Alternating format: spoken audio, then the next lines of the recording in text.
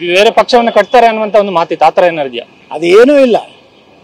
BJP Vajpayee ಅವರು, ಅದ್ವಾನಿಯವರು, ಪಂಡಿತ್ ದೀನ್ ದಯಾಳ್ ಉಪಾಧ್ಯಾಯರು ಕೊಟ್ಟಂಥ ಸಿದ್ಧಾಂತ ಏನಿದೆ, ಆ ಸಿದ್ಧಾಂತದಿಂದ ಕರ್ನಾಟಕದಲ್ಲಿ ಈ ಕುಟುಂಬ ವ್ಯವಸ್ಥೆಯಿಂದ, ಯಡಿಯೂರಪ್ಪನ ಕುಟುಂಬದಿಂದ ಇಡೀ ಕರ್ನಾಟಕದ ರಾಜಕಾರಣ ಹಾಳಾಗಿದೆ. ಭ್ರಷ್ಟಾಚಾರ ತುಂಬಿ ತುಳುಕ್ತಾ ಇದೆ. ಬರೇ ಕುಟುಂಬ ರಾಜಕಾರಣ, ಹಿಂದುತ್ವ ಇಲ್ಲ, ಹಿಂದೂಗಳ ರಕ್ಷಣೆ ಮಾಡಲಿಲ್ಲ ಮುಖ್ಯಮಂತ್ರಿ ಇದ್ದಾಗ. ಶಿವಮೊಗ್ಗದಲ್ಲಿ ಔರಂಗಜೇಬನ ಫೋಟೋ ಹಾಕಿದ್ರು, ವೀರ ಸಾವರ್ಕರ್ ಫೋಟೋಗೆ ಅಪಮಾನ ಮಾಡಿದ್ರು. ತನ್ನ ಜಿಲ್ಲೆಯಲ್ಲೇ ಹಿಂದೂಗಳ ರಕ್ಷಣೆ ಮಾಡದಂಥವ್ರು ಅಂಥವ್ರ ಮಾಜಿ ಮುಖ್ಯಮಂತ್ರಿ ಮಗನ ಭವಿಷ್ಯ ಇಲ್ಲ.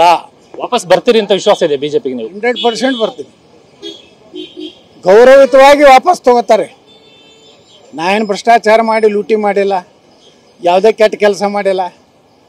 ಸನಾತನ ಧರ್ಮದ ರಕ್ಷಣೆ ಮಾಡಿದ್ದೀನಿ, ಗೋರಕ್ಷಣೆ ಮಾಡಿದ್ದೀನಿ. ನಾನು ಬಂದೇ ಬರ್ತೀನಿ. ಯಡಿಯೂರಪ್ಪರ ಕುಟುಂಬ ಇವತ್ತಿನಿಂದ ಅವರ ಅಂತ್ಯ ಪ್ರಾರಂಭ ಆಗ್ತದೆ. ಇದಿಷ್ಟು ಶಾಸಕ ಬಸನಗೌಡ ಪಾಟೀಲ್ ಯತ್ನಾಳ್ ಮಾತುಗಳು. ಕ್ಯಾಮರಾಮನ್ ಪ್ರಾಣೇಶ್ ಜೊತೆ ಕಿರಣ್ ಹನ್ನೆರಡು, ಟಿವಿ9 ಬೆಂಗಳೂರು.